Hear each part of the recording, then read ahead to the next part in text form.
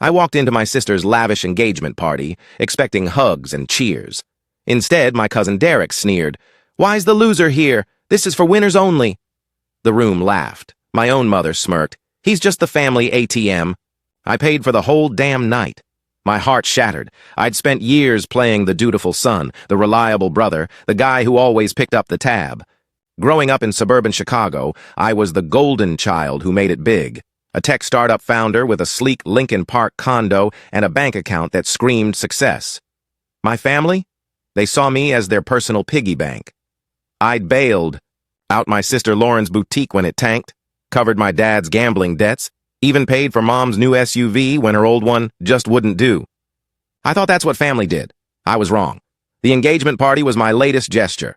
Lauren was marrying some hedge fund bro, and she begged me to foot the bill for a blowout at a swanky downtown hotel. Crystal chandeliers, open bar, a seafood tower that cost more than my first car. $8,000 gone in a night. I didn't blink.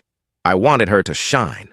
I showed up late, straight from a client pitch, my suit still crisp, my smile wide. The ballroom buzzed with Chicago's elite, clinking glasses, fake laughing at bad jokes. My seat? Empty, right by the head table. I slid into it, nodding at Lauren. She barely looked up, too busy flaunting her diamond. I reached for a shrimp from the tower, and that's when Derek, my loudmouth cousin, leaned in. His breath reeked of whiskey. "Hands off, Nate. That's for the real family." I froze, fork midair. The table went quiet. Then Lauren's fiancé, Chad, chuckled. "Yeah, man, $8,000 parties aren't for charity cases." The words hit, like a punch. Charity case? Me? I scanned the table. My dad, who I'd wired $10,000 to last month, stared at his plate. My mom, decked out in a dress I'd bought, smirked like she was in on the joke. Lauren just twirled her hair, avoiding my eyes. The room spun. These people, my blood, had just humiliated me in front of 200 guests. At a party I paid for, my chest tightened, rage bubbling up. I wanted to scream, flip the table, anything. Instead, I forced a smile. I grabbed a shrimp, dipped it in cocktail sauce, and took a slow, deliberate bite. Derek's smirk faded. Chad's eyes narrowed. I chewed, staring them down, then tossed my napkin on the table. "Enjoy the night," I said, voice low. I turned and walked out, their whispers trailing. Me like smoke. The valet handed me my keys. I slid into my Tesla, hands shaking. In the parking lot, I called my bank. The $8,000 charge for the venue? Reversed. Let them scramble. I drove home, the Chicago skyline blurring through my windshield. My phone lit up. Lauren, Mom, Derek. I ignored them.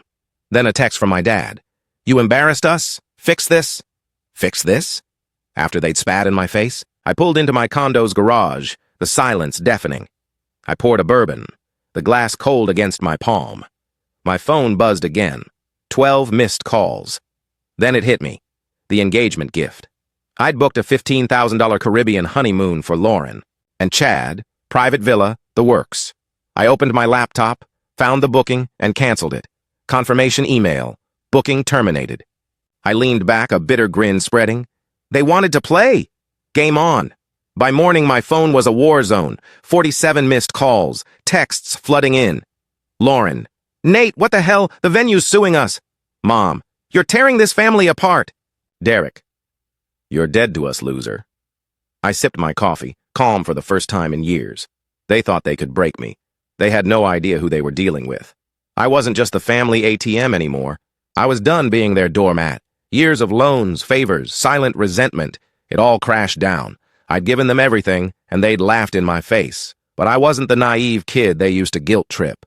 I was Nate, the guy who'd built an empire from nothing, and I was about to burn their world down. The next morning, my condo felt like a fortress. Sunlight streamed through the floor-to-ceiling windows, glinting off Lake Michigan. My phone buzzed relentlessly. 65 missed calls now. I muted it, poured a fresh coffee, and sat at my kitchen island. They thought I'd cave. They were wrong. Lauren was the first to crack. Around noon, my intercom buzzed. I checked the camera. There she was, in yoga pants and a panicked frown, her kids tearing around the lobby like feral cats. I let her up, more curious than anything. She stormed in, her 3-year-old smearing sticky fingers on my glass coffee. Table. "Nate, what the hell?" she snapped, hands on hips. "The venue's suing us. You reversed the charge? Mom's hysterical. I leaned back, sipping my coffee. Her kids started wrestling, knocking over a vase. It didn't break, but the thud echoed. Sounds rough, I said, voice flat. Maybe the real family can cover it. Her jaw dropped, eyes wide, like I'd slapped her. For a second, I thought she'd apologize, admit they'd crossed a line. Instead, she doubled down. This isn't funny, Nate. Chad's furious. We had to beg his parents for cash. I set my mug down, slow and deliberate. You humiliated me, Lauren, in front of everyone, called me a charity case at my own party. She flinched, but her eyes darted away, guilty. And the honeymoon? She whispered, voice cracking. You canceled it? I nodded, leaning in. Check your email. Non-refundable. Her face paled as she fumbled with her phone, scrolling frantically. The cancellation notice hit her. Like a brick. She stood there, frozen, her kids now yanking at my curtains. Nate, why? She stammered. We're family. I stepped closer, voice cold. Family doesn't mock the guy footing the bill. I'm done being your bank. Her lips trembled, but she straightened, that entitled glare creeping back. You'll regret this, she hissed, grabbing her kids and storming out. The door slammed. Silence returned. By evening, the texts escalated. Mom. Nate, you're breaking my heart. Derek, you're a selfish prick. Always were. Even... Chad chimed in. Real mature, bro. Enjoy being alone. I laughed, bitter, and blocked them all. Then I opened my laptop. The honeymoon was just the start. I'd also fronted $12,000 for Lauren's wedding venue deposit. A quick call to the planner, and it was gone. Let Chad's parents handle that. 1. The next day, Derek showed up at my office, a sleek co-working space in the Loop. My assistant buzzed me, nervous. Your cousin's here. He's loud. I sighed, waving her to let him in. Derek barged through, his gym bro swagger filling the room. Yo, Nate, this a joke? He barked, dropping into a chair. You screwed us. The venue's calling lawyers. I closed my laptop, calm. You called me a loser, Derek, at a party I paid for. Keep up. His smirk faded, replaced by a flicker of panic. Look, man, it was just talk. You know me, big mouth. He leaned forward, voice softening. Fix the venue thing. For Lauren. She's freaking out. I raised an eyebrow. And the honeymoon? You gonna apologize for that? He scoffed, rolling his eyes. Grow up, Nate. That was it. I stood, pointing to the door. Out. He blinked, thrown off, then laughed, nervous. You serious? I didn't flinch. Dead serious. And tell Lauren the wedding deposit's gone too. His face twisted, rage bubbling. You're pathetic, he spat, storming out. My assistant peeked in, wide-eyed. You okay, Nate? I nodded, grinning. Never better. That night, I sat on my balcony, bourbon in hand, the city humming below. My phone was quiet now. Too quiet. They were regrouping, planning their next move. I wasn't naive. They'd try guilt next, maybe show up at my door, tears and all. But I was ready. Years of their jabs, their entitlement, their betrayal, it had built a fire in me. I wasn't just cutting them off. I was rewriting the rules. The silence was eerie. 3 days, no calls, no texts. My family wasn't done. They were plotting. I felt it, like a storm brewing over Lake Michigan. I kept my guard up, working late at my Loop office, the city's glow my only company. They'd try to break me. I was ready. Then it hit. Thursday night, my phone buzzed. Mom. I let it go to voicemail, expecting her usual sob story. Her voice cracked through the speaker, soft, shaky. Nate, honey, I'm scared for you. We're family. Please call. No demands, no guilt trips. It sounded real. I replayed it, my gut twisting. Was she genuine, or was this their new play? I deleted it, but the doubt lingered. Friday morning, I pulled into my condo's garage. There, parked crookedly, was Dad's beat-up Ford pickup, rust flaking off like old skin. He sat on my front steps, hunched, his Cubs cap pulled low. Classic move, ambush me at home. I stepped out, keys jangling. Dad, I said, voice flat. What's this? He stood, slow, his work boots scuffing the pavement. Nate, he grunted, eyes tired. We gotta talk. I unlocked the door, letting him in. My condo's clean lines, marble counters, leather couch, felt sterile next to his grease-stained jacket. He sat, uninvited, on my armchair. Your mom's a mess, he started, rubbing his jaw. She's not eating. Thinks she's lost you. I leaned against the counter, arms crossed. She didn't lose me. You all pushed me out. His eyes flashed, but he stayed calm. We said dumb things, Nate. Families fight. You don't burn it all down. I laughed, sharp. Dumb things? You called me an ATM, laughed while Derek humiliated me. He winced, looking away. We didn't mean it like that. Sure they didn't. I stepped closer. You've been bleeding me dry for years. Loans, bills, Lauren's boutique. Never a thank you. Just more demands. He shifted, uncomfortable. You've got money, Nate. We're struggling. You're supposed to help. Supposed to. There it was. The entitlement. My blood boiled. I'm not your bank, Dad. He stood, face reddening. You think you're better than us? This fancy place? Your tech bro life? We raised you. I didn't flinch. You raised me to be your safety net. I'm done. His jaw tightened, fists clenching. For a second, I braced for a swing like when I was 16 and mouthed off. Instead, he deflated. Your mom's heart can't take this, he muttered, heading for the door. You'll regret this, son. The door clicked shut. I stood there, heart pounding, his words echoing. Regret? I'd given them everything. $20,000 for Dad's debts, $5,000 for Mom's car, countless favors, and they'd spat in my face. I poured a whiskey, the burn steadying me. Then my phone lit up, a text from Lauren. Mom's in the hospital. Happy now? Hospital? My stomach dropped. Was this real? Or another trap? I called Lauren, no answer. Then Mom's number, voicemail. I grabbed my keys, drove to Northwestern Memorial, the city a blur. At the ER desk, the nurse checked her system. No one named Diane here, she said, confused. I stood there, dumbstruck. They'd lied. A fake hospital scare to reel me back, rage surged. But so did clarity. I drove home, the skyline mocking me with its calm. They thought they could manipulate. Me? Play my heart like a fiddle. Not anymore. I opened my laptop, pulled up my trust. Years ago, I'd set aside $100,000 for Lauren's kids' college, $50,000 for Mom and Dad's retirement.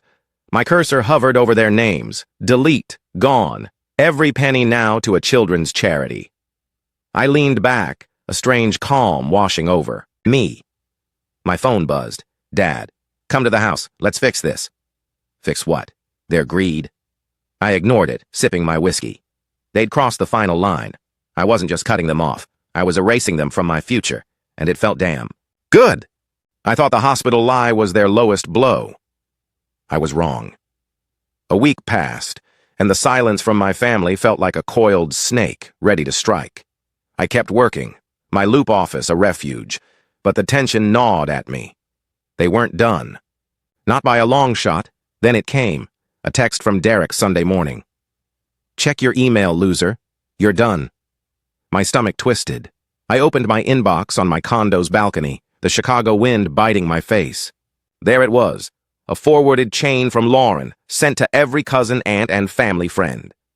The subject? Nate's betrayal. They'd spun a story painting me as the villain, selfish, bitter, cutting them off because I couldn't handle success. They even dragged up my divorce, claiming I was unhinged since Lisa left. I scrolled, rage building. Lauren wrote, he canceled our honeymoon, ruined my engagement party. He's always been jealous. Derek chimed in, typical Nate, hoarding his money while we struggle. Mom's line hit hardest. My son broke my heart. Pray for him. Pray for me? They'd turned me into a pariah, blasting it to our entire circle. My phone buzzed, texts from old friends. Dude, what's this about? You okay, man? I gripped the balcony railing, knuckles white. They didn't just betray me. They weaponized my name. I wanted to scream, to drive to Lauren's and smash her laptop. Instead, I called my lawyer, Mark, a pit bull in a suit. Nate, he said, voice calm.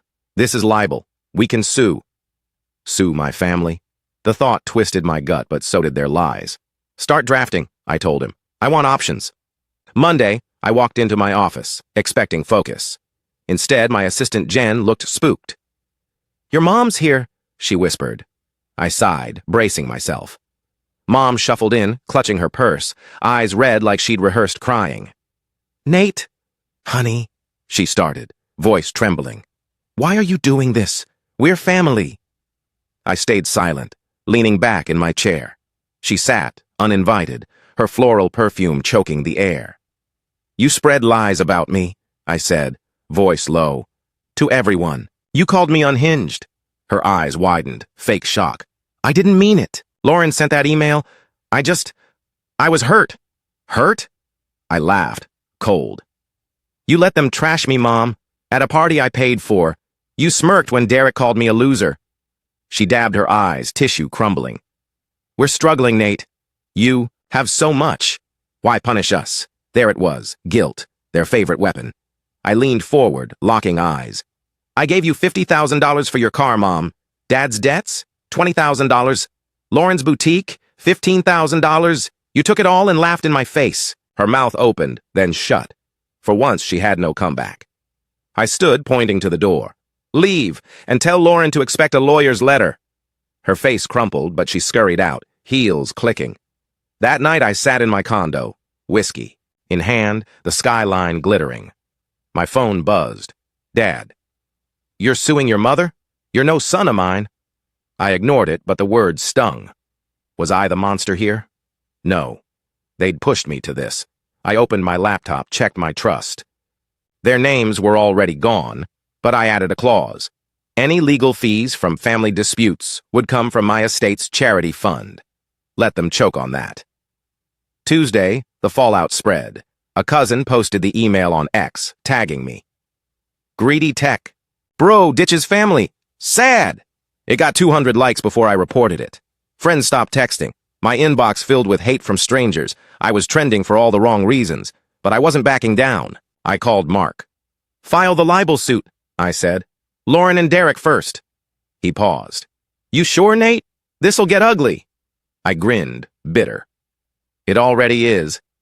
I leaned back, the city humming below. They thought they could ruin me, guilt me, shame me. But I was done playing their game.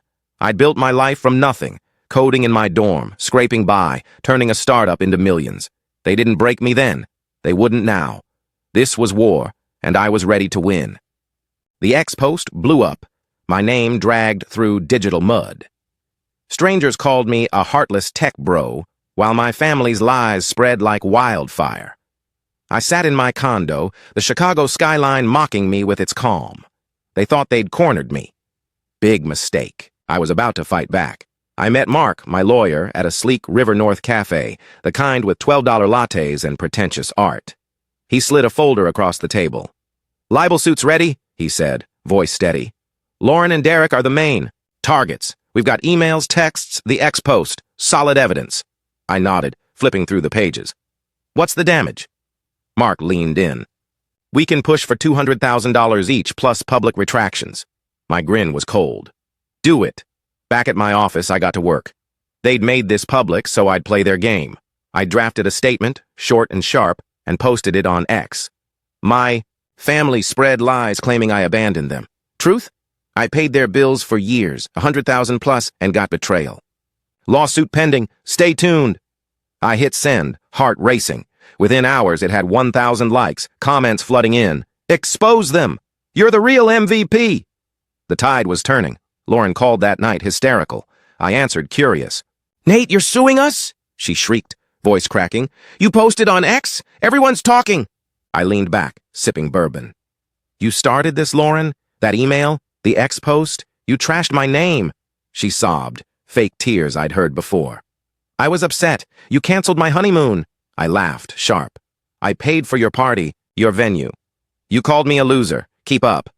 She switched tactics, voice soft. "Nate, please. Chad's freaking out. The lawsuit'll ruin us." "Ruin them? Good." "You ruined yourselves," I said, ice in my voice. "See you in court." I hung up, her gasps echoing in my head. My phone buzzed. "Derek, you're a coward. Face me like a man." I ignored it, grinning.